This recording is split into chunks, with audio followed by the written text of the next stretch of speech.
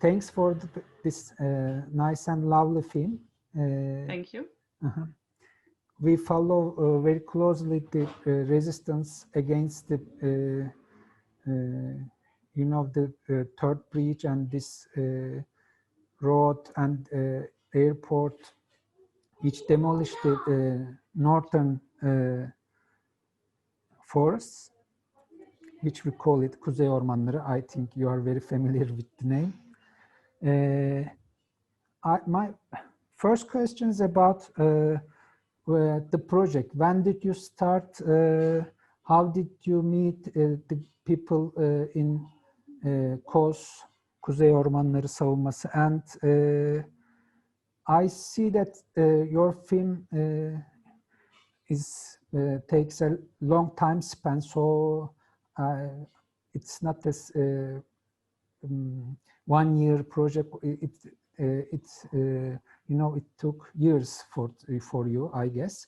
So maybe you should give a little bit information about the project. And also, of course, we wonder your relation with cinema and art. I saw you are not only a filmmaker, at the same time a creator. So maybe you just start by introducing yourself and then the project.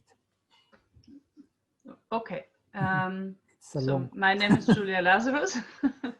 I'm in Berlin in the moment. I'm living in Berlin most of the time. And in 2016, 2015, 2016, I lived for almost a year on and off in Istanbul. And that's when I got to know Kuzey Ormanları Savunması. And in fact, friends told me about them when I was there. I was working on a different project and was a little bit frustrated with the project I was working on. And whenever I went to meet friends, they kept telling me about this group, this activist group. So I did a little research on them and found like a really nice video online, which they've done themselves to promote their activities at the third bridge. That's a video, it's also in the film. It's a recording they have been doing themselves. It's when they were doing a graffiti on the road going to the third bridge, which at that time wasn't open yet. And they wrote on that bridge, Katil Köprü, which means murder bridge. And it's a very nice and funny video, even though it has such a it has the painful moment. Yeah, it's very humorous. So I thought this is interesting. I really want to meet that group of ecological activists who are able, even though the constructions they are protesting are so disastrous for the nature, are still able to keep their humor and keep their spirit as a group together. So in fact, I actually wrote to them and asked them if I could join them and make a movie about them. So that was in 2016. The first recordings, my first recordings are from 2016. And then I kept going back and visiting them, following them through even worse times after 2016. Yes, and I've been going back until last year. Okay. The characters in the movie are from different backgrounds. For example, you have also local people which are peasants and still farming. How was the relation between those local people and the other characters and yourself? Okay, so this is also... I think, let me put this way. At the beginning, the people were not aware of what will happen to them, but by time they understood that, you know, it will give a huge damage, not only to the nature and also their life. So maybe Yes, you can answer. Yes, there's two aspects to that question. First, all the people I met on the countryside, they have been introduced to me by COS, by somebody at COS. So I didn't go out to the villages by myself. I couldn't, in fact, because my Turkish is not very good, even though I have been spending now really a huge amount of time in Istanbul. But I've been trying to learn Turkish, but never really succeeded. So it's kind of challenging. Yes. To go and hard to practice Turkish. Yes. Yes, unfortunately, it's a beautiful language, but it's hard to learn. Yes. So I got introduced to the people living in those villages who were affected most by the ongoing construction work by COS. And that's, for me, a very important aspect of the work Kuzey Ormanları is doing, because I believe they are the first group, or one of the very few groups, at least in Istanbul, emerging in Istanbul, who are really making an effort to meet and join the struggle of the people on the countryside. Because there is I would say there is a gap between the countryside and the city around Istanbul. Like yes, and there was an important point. I think Rüya said it. She said that we learned that we have, villagers in Istanbul, and villages and villagers. Yes, exactly.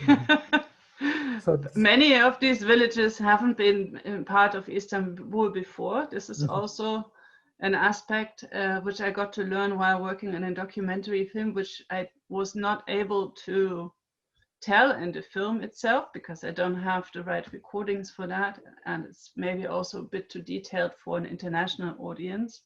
But many of those villages were just recently made part of Istanbul, so they became a district of Istanbul, which also means that they are losing their own government. So they at that time, when I was speaking to most of the villagers, that was a huge problem, because they were used to have a mayor of the town, which who would of course try to work for the best support their results, to support the interest of the village.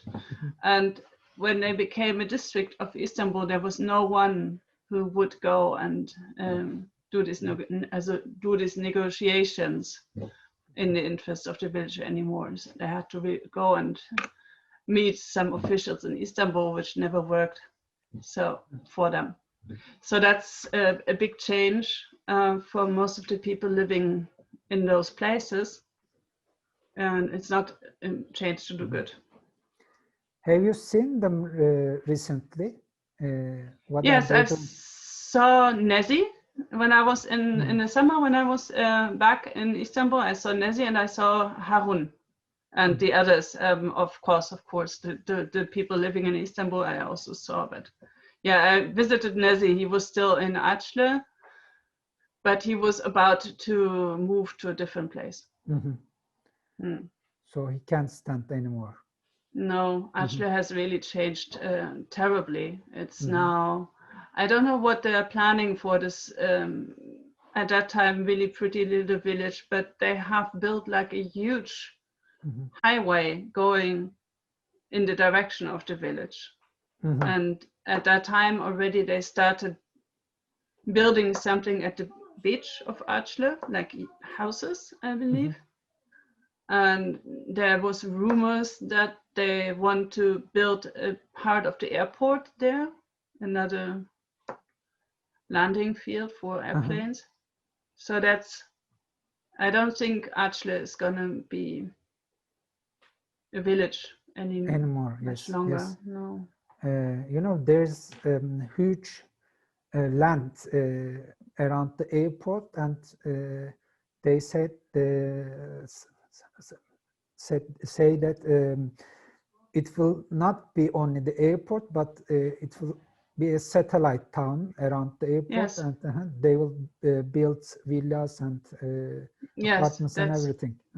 Yes, they're planning. There was a planning to build like a satellite town for conferences, universities, everything. They also plan to move, at that time they plan to move a lot of the universities from Istanbul, from the city out there. And it's like, yeah, it's a new city from scratch. Yes, yes. It's like we don't. On the forest.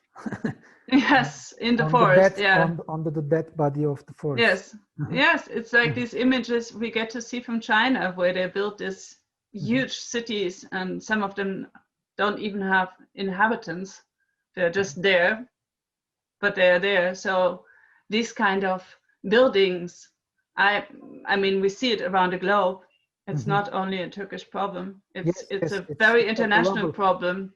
And these kind of buildings, in my opinion, they are built for the investors. So that's like, you can sell shares on such nicely planned satellite towns, satellite cities around the world. And apparently there's still a lot of money which is floating around freely. So people are really looking for places where they can put it securely and then hopefully get it back with a big revenue. So that these kind of projects, I think they're made for that. I don't think they're made for the people. Yeah, I think this was the original plan, but now at the moment, because of the coronavirus and economic conditions, they are not. They cannot do anything, I think. But in the moment, yes. Yeah, at the moment. Let's hope they will never do their plans. Yes, let's hope that. I'm also very worried about the canal, which, to my understanding, they are still trying to realize it, no? That's like, I see when I read the website, the news from KOS, they're still working on the canal. They are. Despite Corona, despite everything. They are trying to move on, but you know, it's not easy because there is no finance at the moment. So, but okay. But I saw when I went to Bozcaada last year, they had they were building something on the Dardanelles already. The bridge. Another bridge. So they also, I think it's connected. The canal, which goes through from the Black Sea to the Marmara Sea, also. I think they also want to build a canal next to the Dardanelles, no? Yes, but it's one of the huge projects, you know, going all around the country. So last year you were guest of the Bozcaada Film Festival, BIFED. Yes, I was in the jury. Okay, sorry. I was watching the films by other filmmakers. Yes, that was really beautiful to be there. I'm glad that I'm back now with my own film. Unfortunately, it's like family. Here it's online, and yes, unfortunately, with you and your film in the island. But maybe you have some message for the BIFED Film Festival and the audience of the festival this year. I have a message to the people living on Bozcaada, because I got to know a couple of them when I was spending some time there, and I was very impressed how decided they were to keep the island the way it is, which is really difficult in the moment in Turkey, to be able to protect a beautiful place from being developed into something gigantic and not as beautiful anymore. I think they did a really hard fight to prevent this from happening to their beloved island. So that's really nice. It's really nice and special place. Okay, thank you. I will go on my questions. Was it easy to shoot in the construction area of Third Bridge Highway and the airport? I saw that you met some people working in the construction site, maybe.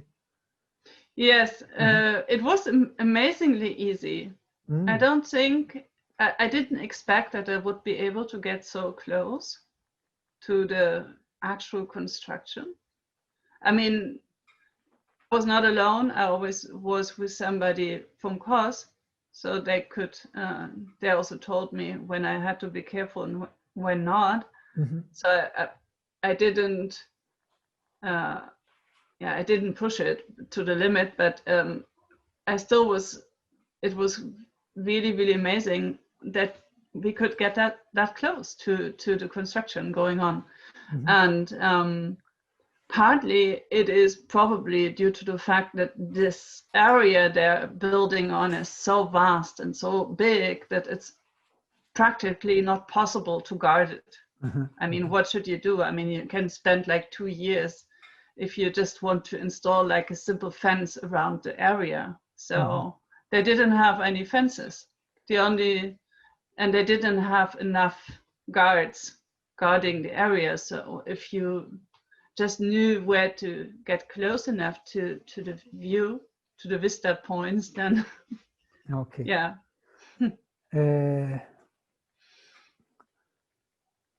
I see you also connect your film to Canal project, which we talked a minute ago. I think which is the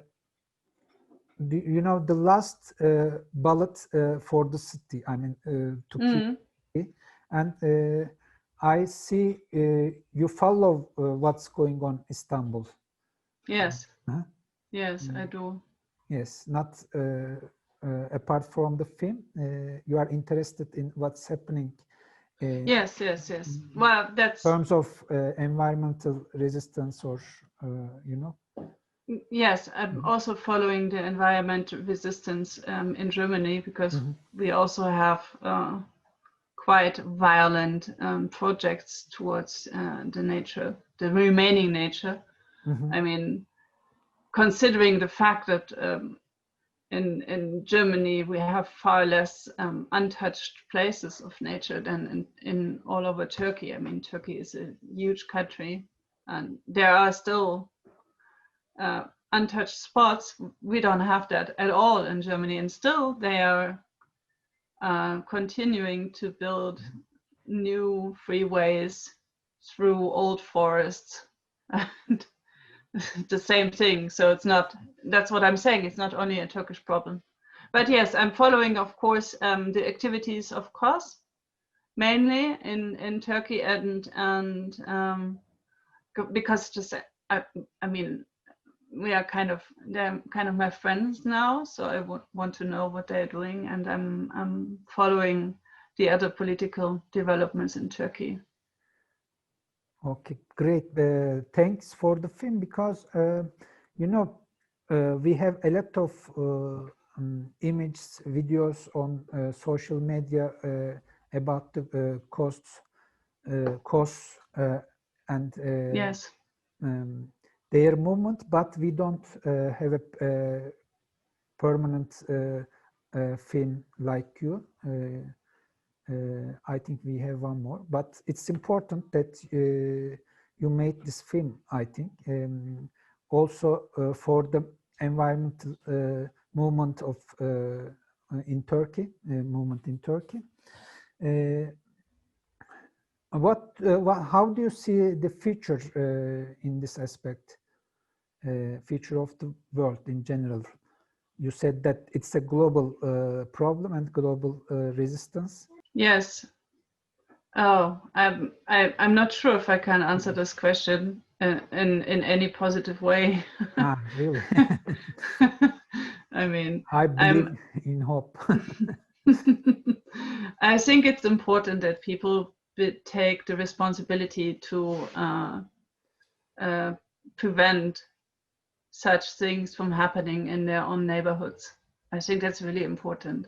People completely underestimate the power they have in around the world. Like all these activist groups, and basically all activism is done by only a handful of people most of the time. Like all the groups we know about, like even the big corporate like Greenpeace or fossil free. In the end, when you look into these organizations, usually that's only a handful of people who are doing the biggest work of it. So it's just a matter of taking the time to participate and help to bring about the change, I guess. So I think we all have to consider this as an option for our own lives, instead of just running to make the ends meet, sort of like make a decision and say, okay, I'm gonna participate in a group around my place to whose members I have kind of like, I can build up like a friendship or something, and then just join them and help with the struggle, because otherwise, if we leave it to the governments, I don't think it's gonna change. Thank you so much, Julia. You were guest of the BIFED Bozcaada Film Festival in this online version. We hope to see you also in face the next time. Thank you. Thank you for your film. Thank you.